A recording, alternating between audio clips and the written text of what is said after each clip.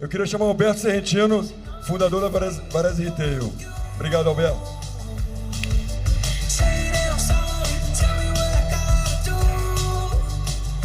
Muito boa tarde a todos. Obrigado, Patrick. Obrigado, Vetex. Obrigado a todos vocês aqui por prestigiarem nosso painel. Eu vou estar muito bem acompanhado aqui. Então, meu nome é Alberto Serrentino, sou fundador da Varese Retail, sou consultor, sou conselheiro de várias empresas e tenho essa obsessão por buscar fontes de inspiração para desafiar o varejo brasileiro a olhar para frente e reinventar e repensar seus modelos de negócio. O tema que nós vamos tratar aqui é um dos temas que mais me apaixona desde sempre, que é para onde vai a loja física em modelos de negócio de varejo sob forte transformação impactados pela aceleração digital. Eu vou trazer aqui dois profissionais que eu respeito, admiro, mas acima de tudo são amigos e que eu acho que têm muita visão sobre esse tema e vão me ajudar a destrinchar eles um pouco para vocês. Então eu vou convidar aqui ao palco a presidente da Havaianas América Latina, Ana Bogos. Vem, Ana.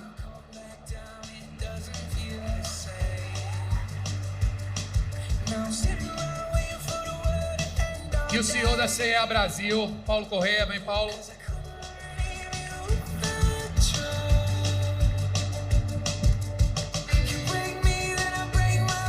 Muito bom. Então, como é que nós vamos rodar esse painel?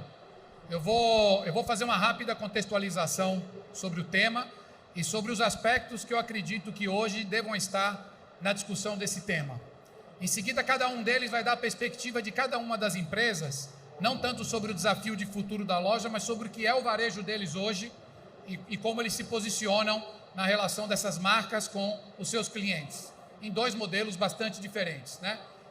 E em seguida eu vou aí sim provocá-los um pouco aqui no bate-bola e no ping-pong, para a gente confrontar um pouco das percepções e de para onde estão caminhando essas agendas. Eu tenho muito orgulho e privilégio de estar com o Paulo há 3 anos como conselheiro no Comitê de Aceleração Digital da CIA, que para mim é uma das empresas que fez as coisas mais incríveis durante a pandemia no Brasil, e tive assim um orgulho muito grande de também estar com a Ana recentemente num projeto de repensar a experiência de cliente dentro do varejo Havaianas. Então, eu tenho certeza que as duas empresas estão muito sintonizadas com o que precisa ser endereçado para discutir o futuro da loja nos negócios de varejo. Então, vamos direto aqui, aquilo que dá o pano de fundo para essa conversa. O que nós estamos vivendo hoje e o que qualquer líder de varejo como o Paulo e a Ana tem que enfrentar e desafiar nos seus negócios e nas agendas estratégicas dos seus negócios. Nós temos os legados da pandemia. Nós temos legados positivos, nós temos legados desafiadores, mas claramente mudaram as jornadas, mudou o cliente, mudou o peso do digital no varejo como um todo. Nosso cliente não é mais o cliente de 2019, assim como as nossas empresas não são mais as empresas de 2019. Nós estamos com um cenário econômico muito complexo, e isso é óbvio e evidente para todas as empresas. Não há empresa no Brasil que não tenha revisado os orçamentos que aprovaram no final do ano e que tenha que enfrentar esse ambiente de muita incerteza, de muita instabilidade e de uma combinação perversa no mundo de inflação com juros altos que no Brasil desafiam ainda mais as empresas. Nós temos, por consequência disso, uma inevitável racionalização de recursos, o que não significa que as empresas tiraram o pé da agenda de transformação, significa que elas têm que fazer escolhas mais difíceis e priorizações mais enérgicas. Então não dá mais para fazer tudo o que estava no roadmap de um ano atrás. Então, quais são as agendas mais importantes? Quais são as prioritárias? Quais são as estruturantes? Quais são as que vão levar a empresa para a visão de longo prazo que ela tem, equilibrando os desafios de curto prazo que ela tem que endereçar? Claramente, o mundo mudou o eixo da agenda de aceleração e transformação digital. Nós vivemos um biênio que transbordou para um pedaço do ano passado, basicamente de crescimento, growth. A agenda era escala, acelera, aumenta a base de cliente na força bruta, aumenta o peso do digital na força bruta, vamos levar a loja até o cliente porque ele não pode vir até a loja e vamos fazer esse negócio andar mais rápido.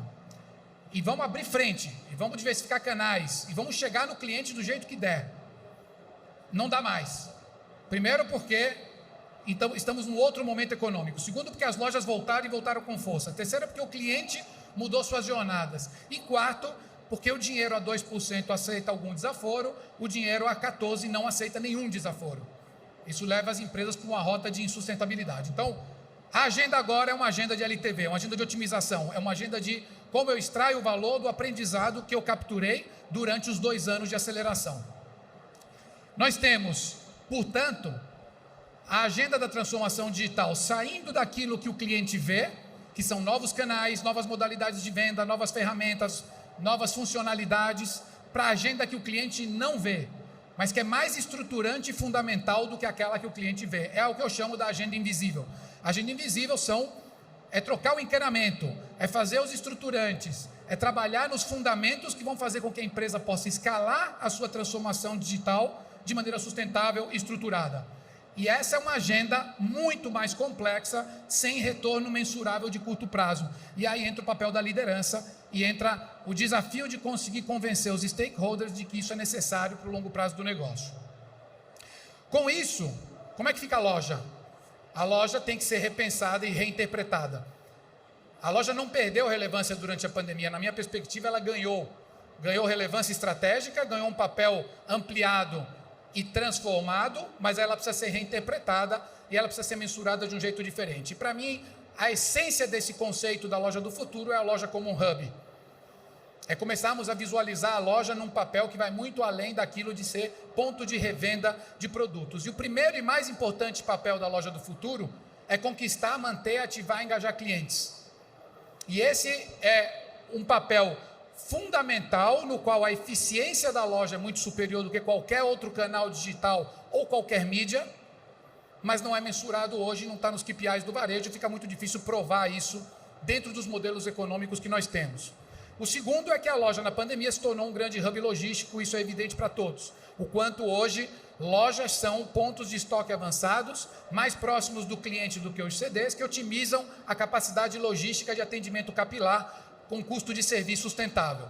O terceiro é que as lojas se tornaram o centro da omnicanalidade na relação com o cliente, porque é a partir delas que você movimenta estoque, que você traz o cliente para a interação física com a marca, que você consegue ativar clientes individualmente com o WhatsApp, como a CIA fez, na minha visão, como nenhuma outra empresa no mundo fez, e que, de fato, conectam todos os pontos de contato entre as marcas de varejo e os seus clientes. O problema todo é que para a loja desempenhar esse papel e para ela ter a atribuição do valor que ela consegue gerar para um negócio de varejo em transformação, ela precisa de dados. E dados que o varejo hoje não captura ou captura parcialmente. E que quando captura tem muita dificuldade de transformar em insights que se tornam novas formas de tomada de decisão, novos processos para o negócio e uma nova maneira de conectar o cliente à forma de atendê-lo. Então, o primeiro e mais importante é dado de jornada. E dado de jornada para a grande maioria das empresas de varejo significa entender o que está acontecendo com os 80%, 70%, 90% das transações que acontecem nas lojas e não nas plataformas digitais. E principalmente o que acontece com os 60%, 70%, 80%, em alguns casos 90% dos clientes que saem das lojas sem comprar, o que na prática é um abandono de carrinho físico. Então nós precisamos de lojas centradas em clientes que só vão acontecer se forem orientadas por dados que nós não temos, precisamos aprender de maneira obsessiva a capturar, tratar e depois usar.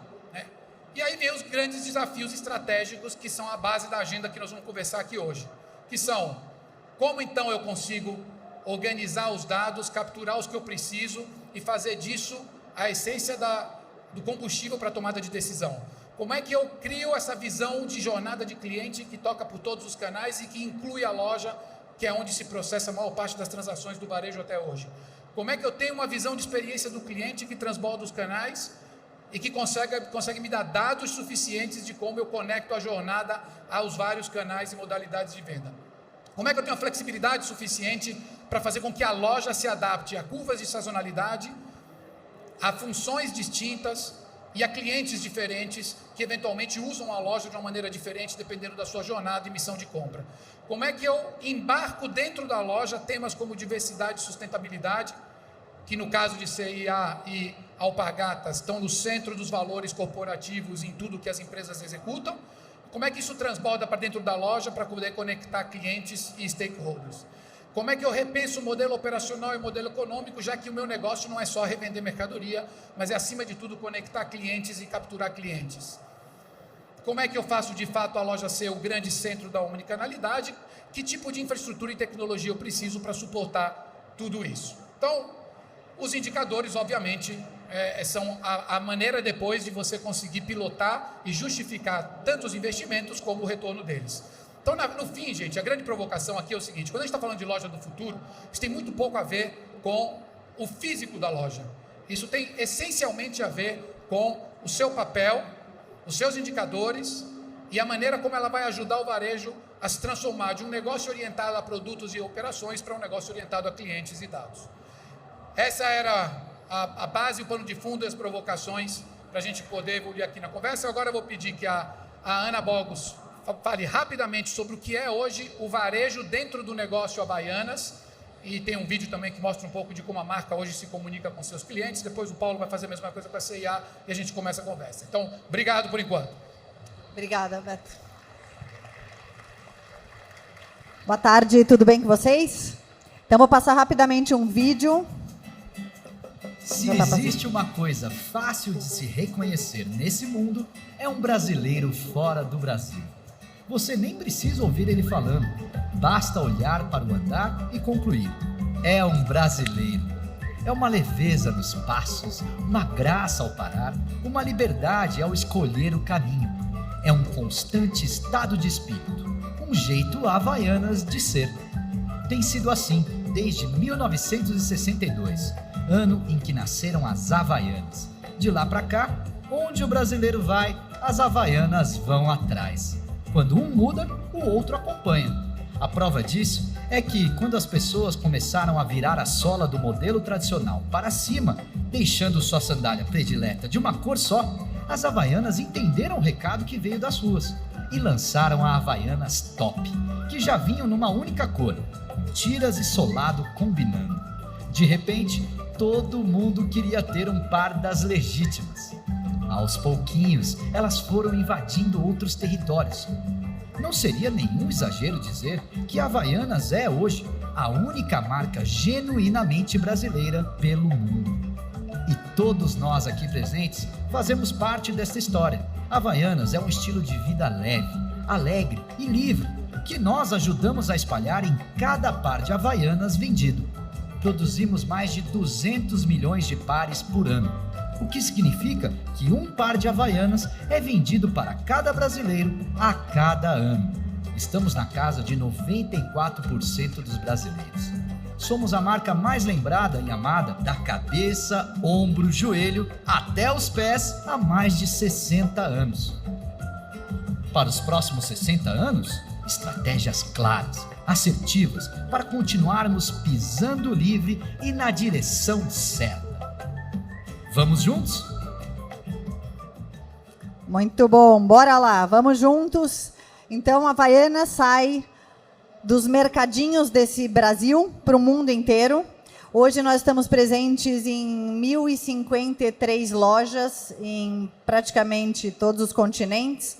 Pouquinho de representação na África, mas a fortaleza de 54% dessas lojas no Brasil. Uma fortaleza grande na Ásia e na Europa, onde a gente tem um market share bastante forte, um reconhecimento da marca. E em Latam, só 26 lojas. Quando a gente fala do Brasil, então, temos 566 lojas, dessas apenas 5 lojas próprias, o restante são franquias. No mundo todo, a gente só tem 45 lojas próprias, daquelas 1.000 e poucas que a gente tem espalhadas por todos os continentes. E a gente vai falar um pouquinho desses modelos de loja. A gente tem a loja compacta, é a grande fortaleza, o maior número de lojas que a gente tem no Brasil e no mundo, 368 lojas. E no que ela difere da loja light, elas têm mais ou menos a mesma metragem, mas a gente tem um sortimento diferente e uma exibição no ponto de venda com materiais diferentes, dependendo do tamanho da cidade. Se a cidade tem mais do que 100 mil habitantes, a gente tem lojas compactas. Se a cidade é menor, é uma loja light. Além disso, a gente tem as lojas fulls, que são as lojas que têm o vestuário completo. São só 9 no Brasil e poucas no mundo. A gente está bastante focado ainda, realmente, nos sapatos. E quando a gente olha os modelos de loja, a gente tem a full, que eu mencionei para vocês, a light, a compacta, e o quiosque, que a gente tem mais de 90 quiosques em lugares estratégicos do Brasil. Quando a gente olha os novos formatos, a gente abriu ao longo de 2022 e 2023 22 pontos de novos formatos. Então, a gente tem um container em 2 lugares de São Paulo, já tivemos um no verão no Nordeste. A gente está abrindo esta semana o nosso container autônomo no Parque Vila Lobos. Se alguém passar por lá, vocês podem fazer uma compra através do app Havaianas Go, sem nenhuma intervenção de um ser humano dentro do container. E a gente tem 8 lojas de outlet e várias bicicletas espalhadas pelo Brasil.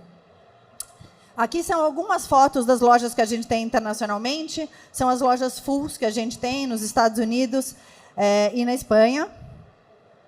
E quando a gente olha a jornada digital, a gente saiu lá do mercadinho hoje, nós estamos no mundo inteiro e com essa agenda digital.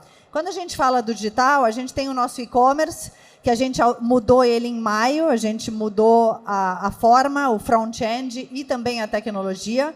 Ele tem a possibilidade de você fazer pick-up in store e ship from store, onde a gente usa as lojas franqueadas e as próprias como os mini hubs, que o Alberto mencionou, como mini CDs.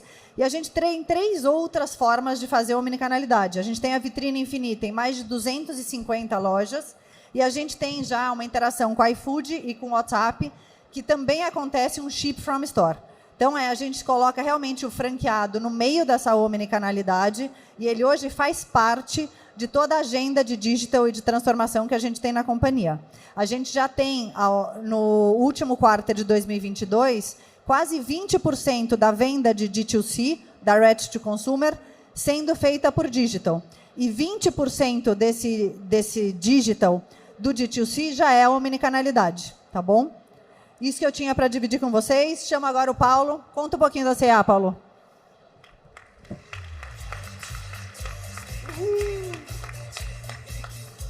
Oi, gente, boa tarde. Vamos começar também com o filme, né? Como é que é a parada aqui? Pá. Próximo.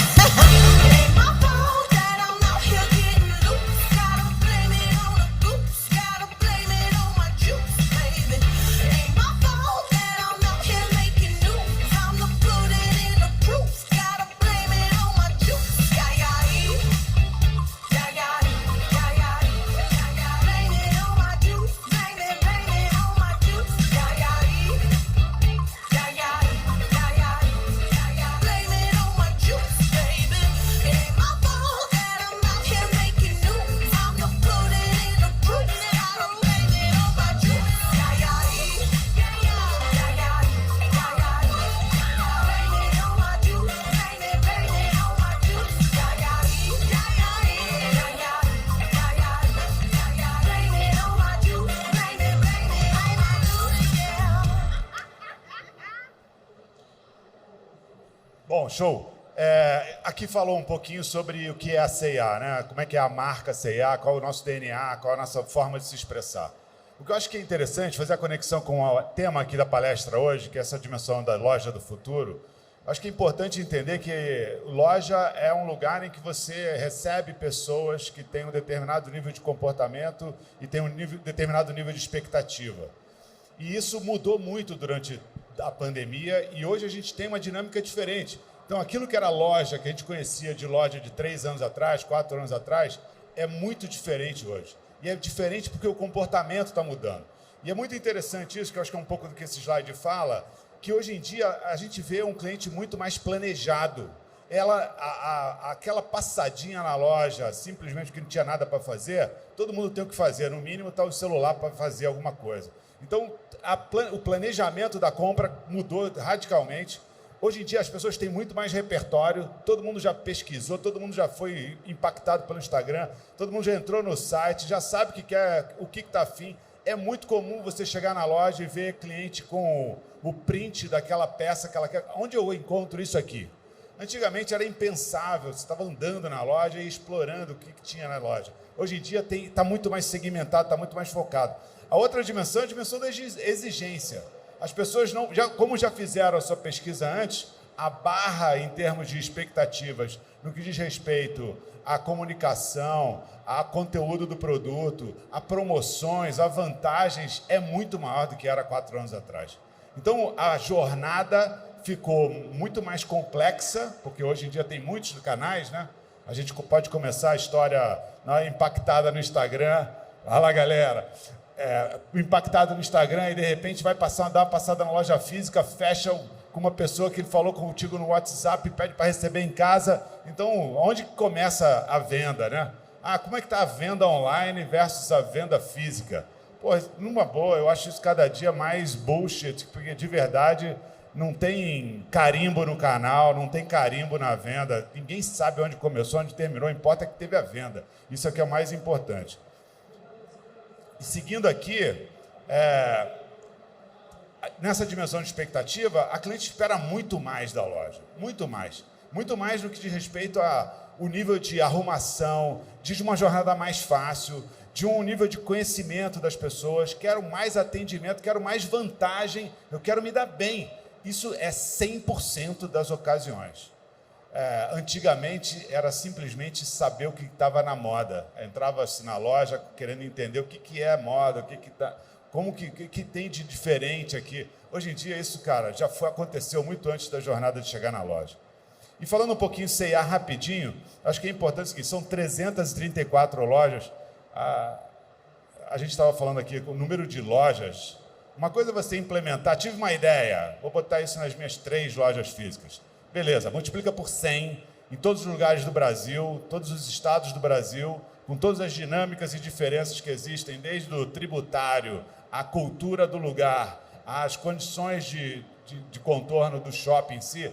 Cara, o nível de complexidade é muito alto, porém, todo mundo tem, por exemplo, a história do Clique Retire já há bastante tempo.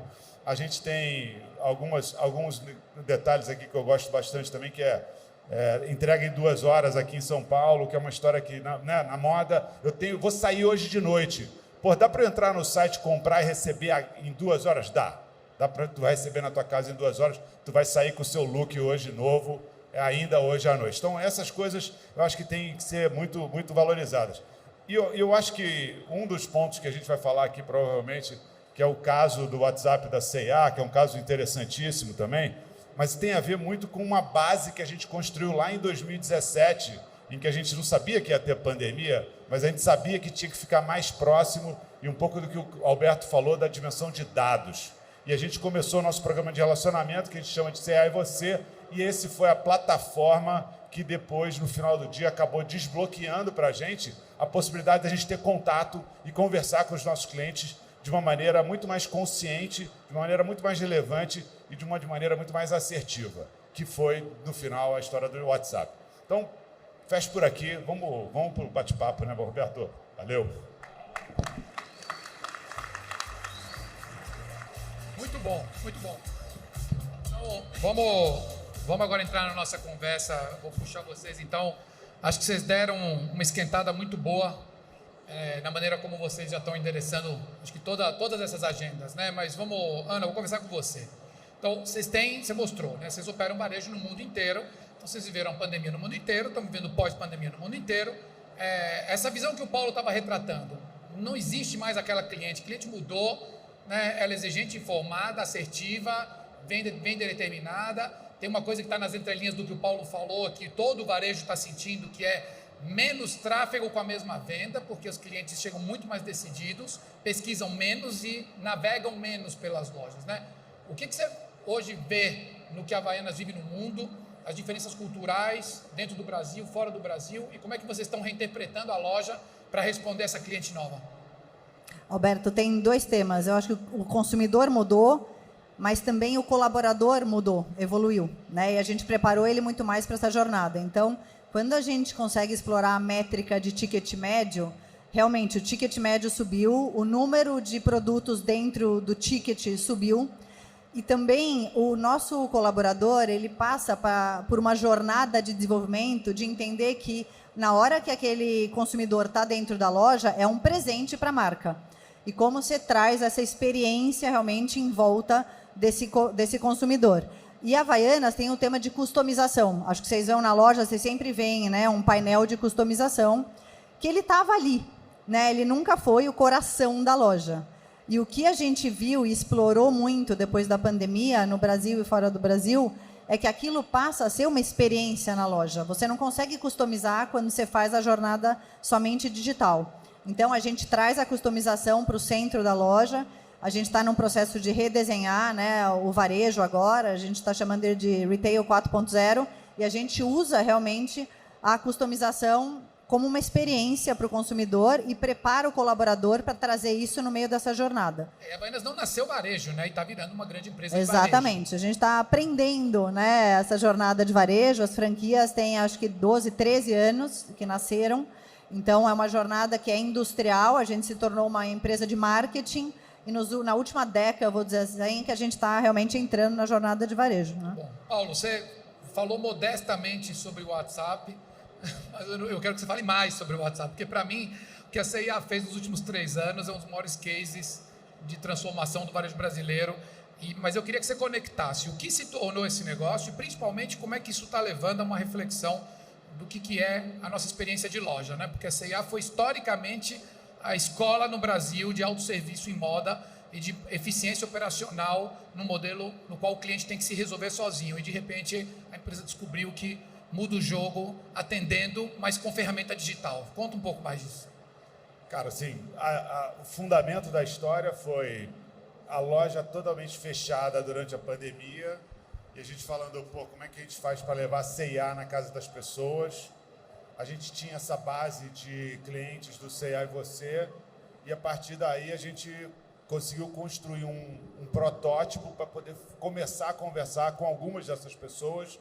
Começamos a montar algumas reguinhas de CRM e usar as pessoas que estavam em loja para conversar com essa base de clientes. Ei, tudo bem? Eu sei que você está aí na pandemia, tal. Pô, você está precisando de alguma ajuda? Você tem algum produto que você queria? Ou, baseado na história, a gente começava a falar, ei, eu sei que você comprou jeans, pô, você não está afim de um moletom para combinar com o teu jeans, etc. Então, começou uma história mais improvisada no começo e isso foi ganhando corpo, você sabe bem disso, você participou bastante da história, foi ganhando corpo, foi ganhando uma estruturação muito grande, com uma criação, de fato, de um ecossistema de vários parceiros que estão conectados nesse ecossistema que circula o WhatsApp, mas principalmente com o fundamento de... É um dos canais mais importantes que existe hoje no que diz respeito às pessoas realmente abrirem, né? Muito mais efetivo do que e-mail hoje em dia, muito mais efetivo do que qualquer outra dimensão. Então, se eu tenho informação sobre o cliente, se eu tenho uma capacidade de interpretar o comportamento desse cliente e eu consigo mandar mensagens que são relevantes, interessantes, ou que podem trazer algum tipo de vantagem para quem está recebendo a mensagem, isso gera um diálogo. No que rolou o diálogo, aí entra o que eu falo. Eu tenho um lema aqui que é o conversou, vende mais, cara. Se você tem a chance de conversar, vai vender mais. Então, começou uma conversa, aí apareceu a chance de você realmente contar o que você tem de interessante, entender o que as pessoas estão querendo, o que elas estão buscando, e isso vai tornando a experiência mais relevante. Agora, como fazer isso em massa, em escala, e desse jeito personalizado? E aí que entra o que você estava falando antes da história de dados, né? O que a empresa investiu nos últimos anos em construir essa infra de dados e de analytics desses dados todos, que no final do dia é a chave dessa história toda, né? No final do dia a gente entende que essas pessoas estão nas lojas, todos os nossos operadores de WhatsApp estão nas lojas. E lojas que, como você falou, historicamente sempre foram de autosserviço. Eu não quero um vendedor enchendo meu saco. Era o grande lema das lojas de grande superfície. Você vai lá porque ninguém vai te atormentar. Só que o mundo mudou. Não só você não quer que ninguém te enche o saco, mas se você precisar de ajuda, eu quero que alguém me ajude já. Então, esse é um dilema. Dilema do varejo de moda, que só tinha 2 formatos. Ou você vai lá e se resolve, ou vem um cara que está ali querendo fazer uma venda obstinadamente, mesmo que você não queira comprar. Quando você vai para um terceiro modelo, que é um modelo que a tecnologia te capacita a ter diálogos relevantes, você aí junta as duas pontas. Se você quiser fazer a tua jornada sozinho, ok. Se você quiser algum tipo de ajuda, tem também. Mas não é uma ajuda, estou aqui para te ajudar. É uma ajuda baseada em dados e histórico que você tem. Então, essa para mim é a história que muda. E eu acho que vocês estão tocando pontos convergentes aqui, porque os dois estão falando de coisas, né? Você falou pelo lado da experiência de marca e o que a loja consegue entregar que você não consegue fazer pelo cliente no ambiente digital. Você falou, olha, a gente está aprendendo a escalar a personalização de um negócio que nunca foi o DNA da nossa companhia. E tudo isso é possível, né, pela tecnologia embarcada e pela capacidade de escalar. E eu acho que o ponto que você provocou, Paulo, faz muito sentido, né? E faz muito sentido para a Havaianas também. Uma coisa é falar de coisa de nicho, cabe tudo em negócio de nicho, né? Por isso que o varejo independente não morre no mundo. O problema é como é que você faz as coisas funcionarem em escala. E aí eu queria te perguntar, né? Flexibilidade, né? Porque a Havaianas é uma marca, tanto quanto o Boticário, assim, tem um desafio gigantesco, que é lojas pequenas, picos de venda brutais, é um produto presenteável, né? Uma loja não dá conta do ano inteiro. Como é que essa loja se transforma ao longo do ano, dos dias e dos ciclos, para ela conseguir não só atender jornadas diferentes, mas atender demandas operacionais diferentes? As lojas precisam ser desenhadas para ter uma concentração de 40% da venda em dezembro, né? É uma loucura, é mais do que Páscoa, é muito impressionante. E as lojas têm de 40 a 100 metros, então tem todo um tema de onde fica o caixa, se dá para instalar um outro caixa, de como a gente consegue ter mais colaboradores ali dentro. Mas a gente está entrando numa jornada, principalmente nesse último ano, da vitrine digital. A gente não consegue ter o estoque na loja pronto e disponível, sem ruptura, para esse pico de venda. Então, a gente está preparando, experimentando um corner de vitrine, né, digital em algumas lojas para explorar esse potencial. E como a gente pode realmente trazer essa experiência em torno de um estoque que não está na loja, mas que a gente pode oferecer e trazer essa omnicanalidade. Não é óbvio, né, porque tem toda uma, acho que uma desconfiança mesmo, até do próprio franqueado, de eu vou entrar nessa jornada digital, vai ser boa para mim, ou na verdade é boa só para a marca. Mas a gente acabou de fazer um estudo de Kantar, da Kantar, de Quali, falando justamente da não lealdade, da mudança de lealdade a canais e a marcas, né? Tem uma mudança de 2021 para 2022 de uma regressão de fidelidade de 12% a canal e marca. Então, enquanto você não chegar nessa personalização e que esse consumidor não se sentir realmente reconhecido e não parte de um grupo ali, é muito fácil ele migrar, experimentar uma outra marca, um outro canal. Então, na verdade, é isso que a gente está tentando trazer ali para essa experiência na loja, seja ela omnicanalidade ou não, em dezembro ou fora de dezembro, né? Legal. Paulo, você tocou o ponto, né? Investimentos em tech, capacidade de extrair valor de dados, fundamentos para conseguir escalar qualquer coisa. Naquele tema que eu estava me referindo, da agenda de otimização, né? A C&A fez coisas incríveis também, invisíveis, né? Então, a boa loja não é só a loja visualmente agradável, mas a loja que tem produto certo na hora certa para cliente, como ela quer, loja a loja, no nível de granularidade que manualmente é impossível fazer. Que aprendizado vocês estão extraindo desse olhar mais estratégico para os dados e para a inteligência artificial e inteligência analítica, e como aplicar isso no core de varejo, que é uma coisa fazer isso em nativos digitais. Como é que vocês estão fazendo isso transformar a loja e o que se faz de gestão de varejo nos processos-chave? Tem algumas coisas que eu acho que são bem interessantes, assim, desde algoritmos de previsão de demanda super sofisticados, que a partir desses algoritmos você distribui por cor e por tamanho para cada loja. Mas tem um que eu adoro, que é o Tinder. Imagina Tinder de produtos. Imagina que você tem um monte de ideia de produto, você coloca isso no aplicativo e as pessoas escolhem quais produtos que elas gostam, quais que elas não gostam, e a partir dessas opiniões, você aí sim compra qual o volume que você vai comprar de cada produto. Então isso começa a fazer o processo de decisão de sortimento muito mais assertivo e, de novo, participativo, de fato. O público participando de alguma forma das decisões de qual vai ser o sortimento. Então, cara, é isso, acho que tem um monte de coisas. Eu falo de precificação também, que eu acho que é uma história muito legal. Hoje você pode mexer no preço do seu site o tempo inteiro. E na loja física? Tenta mexer o tempo inteiro. Duro, né? Mas a gente consegue. É isso aí.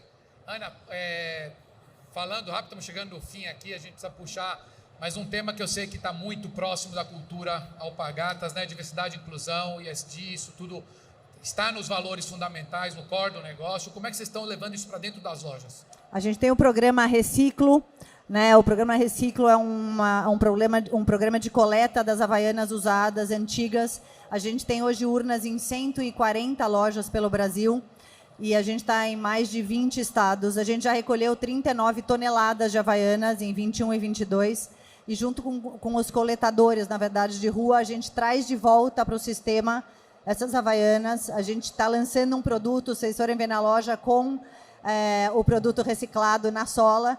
E a gente faz chão de academia, a gente faz carrinhos, roda de carrinho. A gente está trazendo de volta essa borracha reciclada para o ecossistema. E a gente tem uma meta bastante forte nos próximos 5 anos para acelerar o projeto de reciclo. Muito bem, gente. Infelizmente, nosso tempo acabou. Eu adoraria ficar aqui o resto da tarde batendo papo com a Ana e o Paulo. Só para deixar alguns conceitos amarrados aqui, ou aprendizados dessa nossa conversa, né? Acho que está muito claro o quanto o varejo é desafiado hoje pela transformação, o quanto a cliente de hoje não é mais a de 19, o quanto a aceleração digital mudou a cultura do varejo e o quanto a loja física precisa ser repensada de maneira mais estratégica, orientada a clientes, puxada por dados e com papel relevante muito ampliado. Paulo falou uma coisa que para mim é muito importante: execução em escala é um negócio muito complexo de fazer bem feito em varejo, né? E toda inovação passa por uso estratégico de dados, personalização em massa. Ficou muito claro aqui na conversa com todos os dois. Só se faz isso com culturas, empresas e pessoas genuinamente obcecadas por clientes e que são apaixonadas por dados. Muito obrigado aí, Paulo, Ana, a todos vocês. Boa continuação, um grande abraço.